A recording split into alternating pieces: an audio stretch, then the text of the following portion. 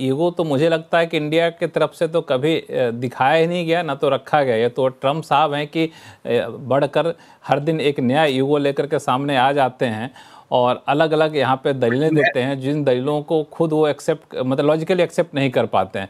मैं आपके पास आऊँगा आहूजा साहब, मैं एक मिनट जरा स्वर्ण सिंह साहब को जोड़ लेता हूँ। स्वर्ण सिंह साहब, अभी आपने आहूजा साहब को सुना और एम्बेसडर दयाल साहब को, तो एम्बेसडर दयाल साहब का कहना है कि हालात कैसे बदलते हैं इस पर निर्भर करता है कि पीएम वहाँ जाएँ कि नहीं जाएंगे, और आहूजा साहब कह रहे हैं कि ईगो थोड़ा सा दोनों आदमी को अपना अपना ईगो सॉफ्टन करना होगा और इस बात पर निर्भर करेगा। इन्होंने एक बड़ा अच्छा एंगल दिया कि इंडिया चाइना के बीच संबंध कैसे बनते हैं इस बीच में, और रशिया और यूएस के बीच में संबंध कैसे बनते हैं। आप कैसे देख रहे हैं इन सारे सिनेरियो को, क्योंकि बहुत सारे डेवलपमेंट होने वाले हैं अगले एक आध हफ्ते में।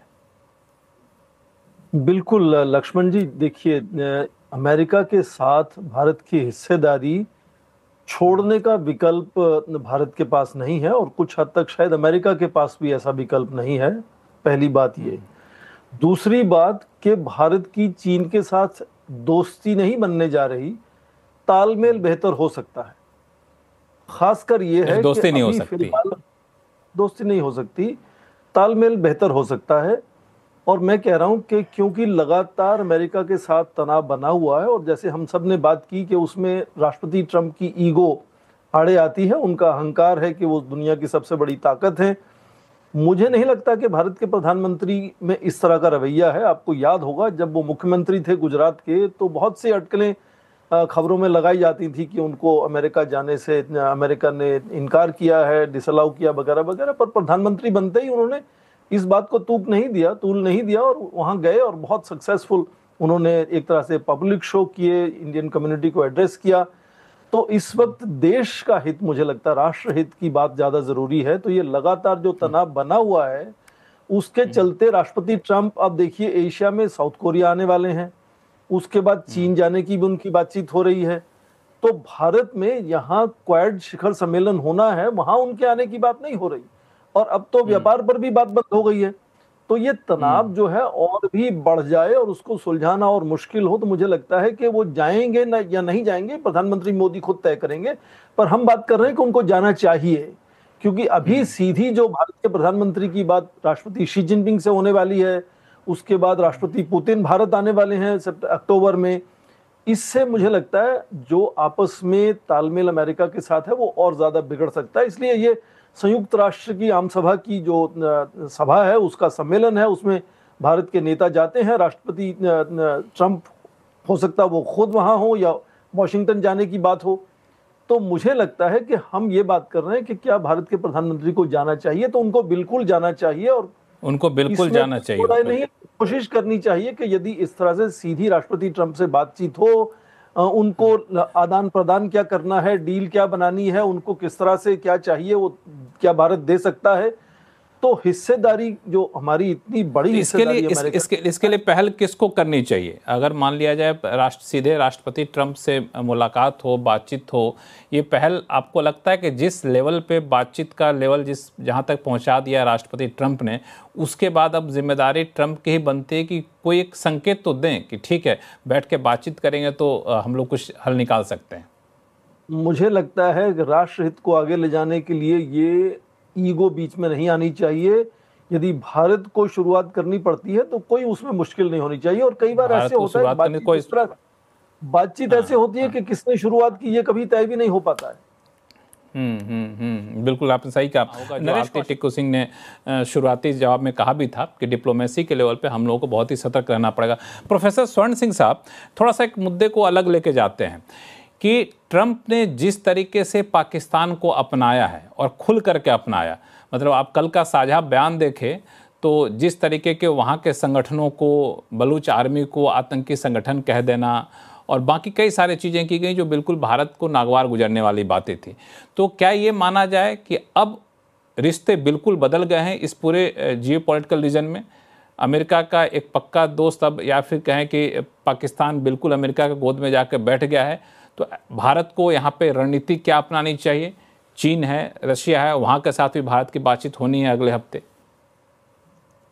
आपने बिल्कुल ठीक रेफर किया। कल एक यूएस पाकिस्तान की काउंटर टेररिज्म डायलॉग में बलोचिस्तान लिबरेशन आर्मी को और ISIS खोरस्तान को एक ही तरीके से मापा गया है।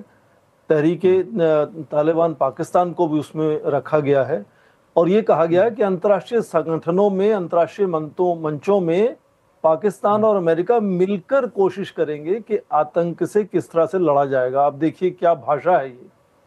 तो मुझे लगता है कि ये कैसे संभव हुआ। एक तो पहला कारण यह है कि वो भारत से नाराज हैं, हम बार बार कह चुके हैं, चुनाव के समय से ही, जब मोदी जी नहीं मिले उनसे, और उसके बाद एक के बाद एक चीजें हुई हैं।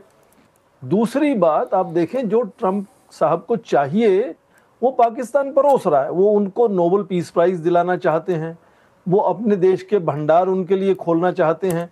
अब अचानक राष्ट्रपति ट्रंप को लगता है कि पाकिस्तान के पास बहुत बड़े तेल के भंडार हैं। पाकिस्तान का सबसे खास दोस्त पिछले 60 साल से जो $20 बिलियन निवेश कर चुका है, 60 बिलियन करना चाहता है। चीन ने तो कभी नहीं कहा कि हमें यहाँ तेल मिल रहा है या मिलेगा, वो तेल के लिए म्यांमार जाते हैं। तो ये कुछ हद तक पाकिस्तान का भी एक तरीका है कि जो राष्ट्रपति ट्रंप को चाहिए वो परोसा जाए।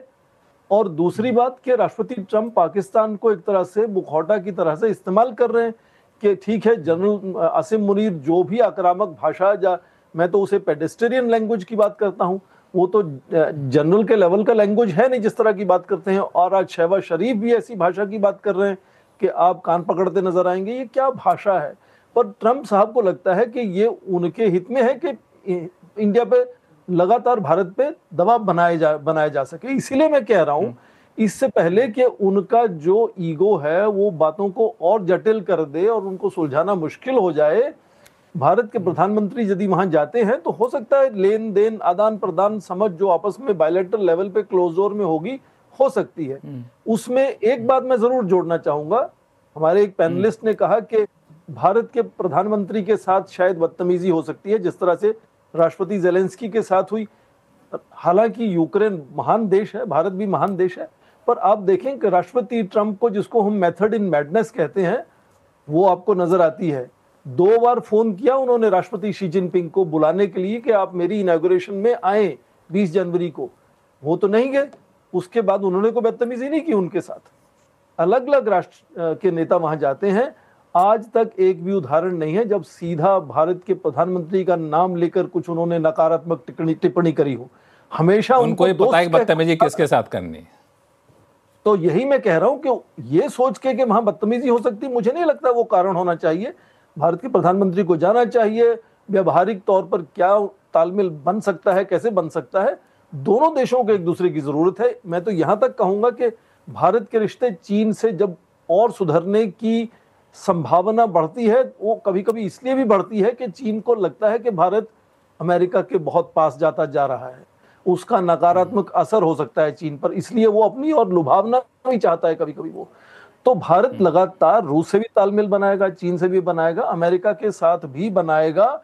और यदि हाल ही में भारत के प्रधानमंत्री राष्ट्रपति शी जिनपिंग के साथ मिलने वाले चीन में फिर राष्ट्रपति पुतिन की मेजबानी करेंगे भारत में, तो उससे पहले मुझे लगता है, शुरू में तो अटकलें ये थी कि सितंबर में क्वाड शिखर सम्मेलन होगा यहाँ, तो जब वो एशिया में आने की तैयारी कर रहे हैं, साउथ कोरिया जाना चाह रहे हैं, चीन जाना चाह रहे हैं, तो भारत के प्रधानमंत्री को बहुत अच्छा अवसर है, एक बहुत अच्छा सामने मंच है संयुक्त राष्ट्र की महासभा का। यहाँ भारत के नेता हमेशा से जाते हैं भाषण देने के लिए, वहां जाएं। तो इस मंच का इस्तेमाल करना चाहिए, इस मंच का इस्तेमाल करके आपसी तालमेल को जल्द से जल्द अच्छा करें। मुझे लगता है इसकी बड़ी जरूरत है।